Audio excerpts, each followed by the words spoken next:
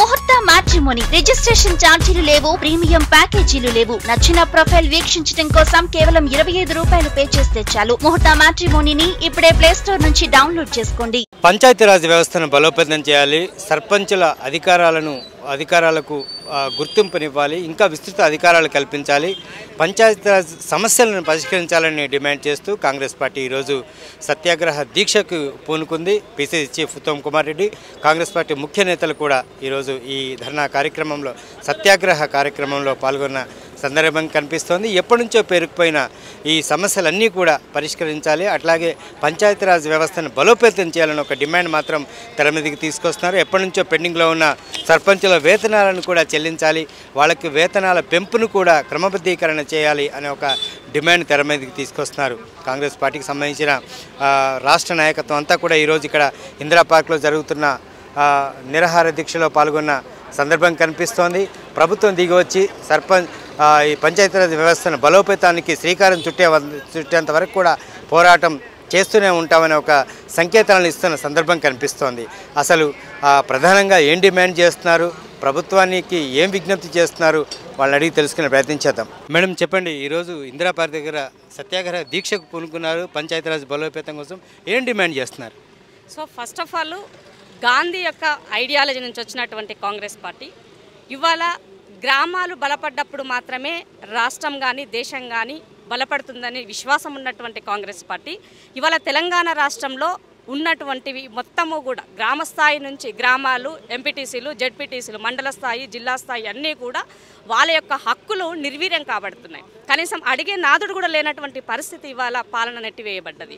So ఆనాడు రాజీవ్ గాంధీ గారు 73వ సవరణ చేసి 243 జీవో ప్రకారంగా డెఫినెట్గా వాళ్ళకి షెడ్యూల్ 11 ప్రకారం 29 అధికారాలు ఇచ్చారు. 29 అధికారాలు అంటే లోకల్గా ఉన్నటువంటి వాళ్ళకు ఉన్నటువంటి అన్నీ కూడా నీళ్ళు అయ్యుండొచ్చు, భూమి అయ్యుండొచ్చు, విద్య అయ్యుండొచ్చు, పరిశుభ్రం అయ్యుండొచ్చు, ఆరోగ్యం అయ్యుండొచ్చు, సకలం అన్నీ కలుపుకొని ఒక 29 హక్కులను కల్పించి ఇచ్చిన తర్వాత ఈ రోజు వరకు దానికోసం ₹1 నిధులు కేటాయింపులు లేవు.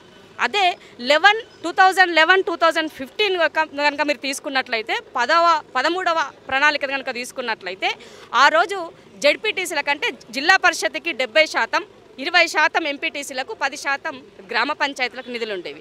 16 షెడ్యూల్ అంటే 14వ ప్రణాళిక తీసుకున్నట్లయితే అది కంప్లీట్గా తగ్గించబడుతూ వచ్చింది. 100% గ్రామాలకే చేశారు.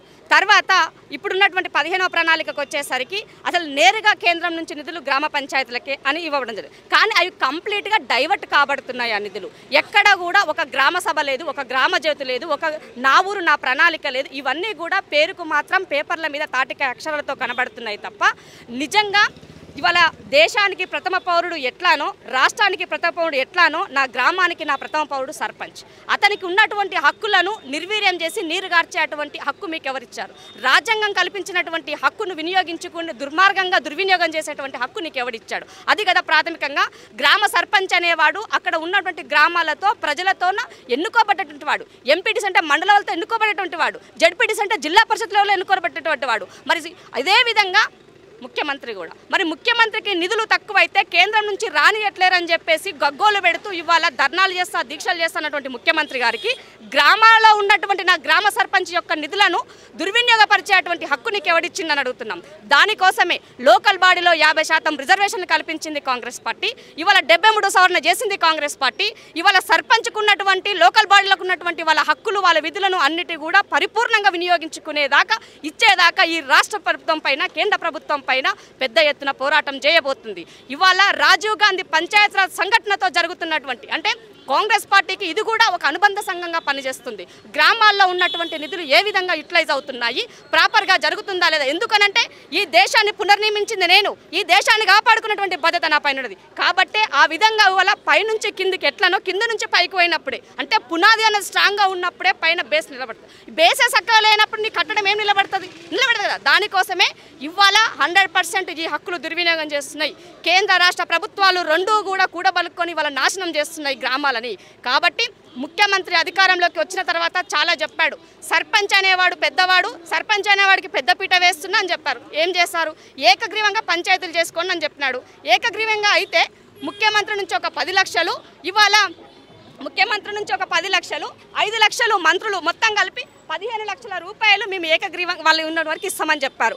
అట్లా ఇంచుమించు అలా 2751 మంది ఏకగ్రీవంగా ఉన్నటువంటి సర్పంచులు ఉన్నారు. కానీ ఒక్కరికి ₹1 ఇచ్చినటువంటి పాపన్న పోలే. ఒకటి 12751 గ్రామ పంచాయతీలు ఉన్నాయి, 32 జిల్లా పరిషత్తులు ఉన్నాయి, 585 ఎంపీటీసీలు, 580 జెడ్పీటీసీలు ఉన్నాయి, 5872 ఎంపీపీలు ఉన్నాయి. మరి వీళ్ళ పరిస్థితి ఏంది? వాళ్ళు ఏం కావాలి? ఇవాళ వాళ్ళ యొక్క హక్కును వినియోగించుకోవాలనేటువంటి దౌర్భాగ్య పరిస్థితుల్లో ఈ రాష్ట్రం ఉన్నప్పుడు అడిగేటువంటి బాధ్యత నా పైన ఉన్నదన్న మాటికి వాస్తవం. దానిలోని భాగంగానే ఇవాళ ఇందిరా పార్కు దగ్గర ఇవాళ మొదటగా అడుగు వేసాం. ఇది రాబోయే రోజుల్లో ఉధృతం చేస్తాం, గ్రామాన్ని దీన్ని వ్యాపింపజేస్తాం, ప్రజల్లోకి తీసుకెళ్లబోతామని మాత్రం చెప్పదలుచుకున్నాం. ఇంకో విషయం ఏంటంటే 14th ప్రణాళిక ప్రకారంగా రాష్ట్రానికి కేంద్రం నుంచి 96% నిధులు వచ్చాయి. కేసీఆర్ ఇచ్చింది కేవలం 4% నిధులు మాత్రమే. అంటే రాష్ట్రాల నుంచి, అంటే గ్రామాల నుంచి ట్యాక్స్ వసూలు చేస్తున్నావు, ముక్కు విండి కరెంటు బిల్లులు వసూలు చేస్తున్నావు, ఇంటి ట్యాక్స్ వసూలు చేస్తున్నావు. సమైక్యాంధ్రలో కూడా ఎన్నడూ కూడా ప్రాపర్టీ ట్యాక్స్ వసూలు చేయలే, ఎన్నడూ కూడా ఓపెన్ ప్లేస్కు ఉన్నటువంటి జాగా కూడా ట్యాక్స్ కట్టలే. కానీ నా రాష్ట్రం నాకు సిద్ధించిన తర్వాత ఇవాళ నేను ప్రతి దగ్గర ట్యాక్స్ కడుతున్నా. ఆ ట్యాక్స్ తిరిగి ఏం చేయాలా? నా ఊర్లో ఉన్నటువంటి నా డెవలప్మెంట్ కార్యక్రమాలకు ఉపయోగించాలి. కానీ అది లేదు.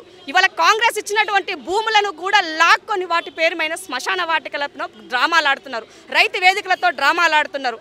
అదే కాకుండా లోకల్లో ఉన్నటువంటి సర్పంచులు, ఎంపీటీసీ, జెడ్పీటీసీలు వాళ్ళు ఏదైనా పని చేస్తే ఆ డబ్బులను కూడా తిరిగి ₹1 కాంట్రాక్ట్ చెల్లించినటువంటి పరిస్థితి, వాళ్ళందరూ కూడా ఉరి వేసుకున్నటువంటి పరిస్థితి, మెడల్లో ఉన్నటువంటి పుస్తలు అమ్ముకొని ఇవాళ బతుకు తెల్లదీసేటువంటి పరిస్థితి. అంటే ప్రజాప్రతినిధి అనే వాడికి మినిమం గౌరవం, వాల్యూ లేకుండా చేసినావు.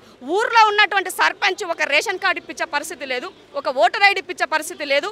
ఇవాళ నా బిడ్డకు కొంచెం రికమెండ్ చేసి ఫీజు తగ్గించమని చెప్పే పరిస్థితి లేదు. కంప్లీట్గా తోలుబొమ్మల్లాగా వాళ్ళని ఉత్సవ విగ్రహాలాగానే చేశారు తప్ప ఇవాళ ఏ రకంగా కూడా ఇవాళ ప్రజాప్రతినిధిగా చూసే పరిస్థితి రాష్ట్రంలో లేదు. కాబట్టి డెఫినెట్గా దీన్ని ఖండించాల్సినటువంటి బాధ్యత కాంగ్రెస్ పార్టీ పైన ఉన్నది. ప్రజలు కూడా మేల్కోవాలని అడుగుతున్నా. ఎందుకంటే ప్రజాప్రతినిధిగా నా ఒక్కడిదే కాదు బాధ్యత, మీ అందరి బాధ్యత ఉన్నది. ఓట్లు వేసి గెలిపించిన ప్రజాప్రతినిధికి ఎందుకు హక్కు కల్పిస్తలేరని అధికార పార్టీ నిలదీయండి, నిగ్గదీయండి అని అడుగుతున్నా. ఇవాళ గతంలో తులా ఉమా జెడ్పీటీసీ చైర్మన్గా ఉన్నప్పుడు, జిల్లా పరిషత్ చైర్మన్గా ఉన్నప్పుడు ఆమె అడిగింది, సార్ మాకు నిధులు వస్తలేవు ఏం చేయాలని అడిగింది. మీరు కూడా అడగండి, ప్రశ్నించండి, అడిగితే కానీ అవ్వైనా పెట్టదు. ఇవాళ అడగమని చెప్తున్నా. అధికార పార్టీలో ఉన్నటువంటి ఎంపీటీసీలు, జెడ్పీటీసీలు, సర్పంచులు రాజీనామా చేసిరండి బహిరంగంగా బయటకి. అప్పుడు ముఖ్యమంత్రికి సిగ్గు వస్తుంది కొంచెమన్నా, ఎక్కడో ఒక చీమ గుట్టినట్టు ఉంటుంది. మొన్న 2 ఎన్నికలు ఓడగానే గ్రౌండ్లోకి తిరిగి కింద చూస్తున్నాడు, గ్రౌండ్లో ఏముందో చూస్తున్నాడు. కాబట్టి మీరు మేల్కొనాల్సిందిగా కోరుతున్నాం.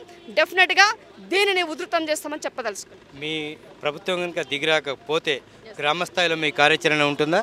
100%. ఎందుకంటే కాంగ్రెస్ పార్టీకి చెందినటువంటి సర్పంచులు చాలామంది ఉన్నారు. ఇవాళ గ్రామ స్థాయిలో ప్రతి ఊరిలో అక్కడ ఉన్నటువంటి దానిపైన పెద్ద ఎత్తున పోరాటం చేసండి. ఇవాళ మా గ్రామాలే అన్నిటికీ మూలం అని చెప్తున్నాం, అవే పట్టుకొమ్మలని చెప్తున్నావు. పట్టుకొమ్మలకి నాకు కొమ్మనే లేకపోతే పట్టెక్కడ దొరుకుతుంది?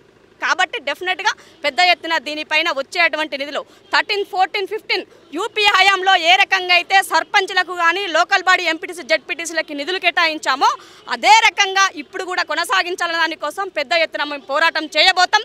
కేంద్ర ప్రభుత్వం కూడా చాలా కుటిలమైనటువంటి దురుద్దేశంతో ఇవాళ నడుపుతున్నది. డైరెక్ట్గా గ్రామ సర్పంచ్లకే నిధులు ఇస్తామని చెప్తున్నది. అది కాదు కదా, రాష్ట్రం కూడా ఒకటి ఉంటుంది, రాష్ట్రాన్ని కూడా కోఆర్డినేట్ చేసుకున్న బాధ్యత ఉంది. రాష్ట్రం నిజంగా ఆ నిధులను దారి మళ్లిస్తే దాన్ని నిలదీయాల్సినటువంటి బాధ్యత నీ పైన ఉన్నది. కానీ అది చేయట్లే.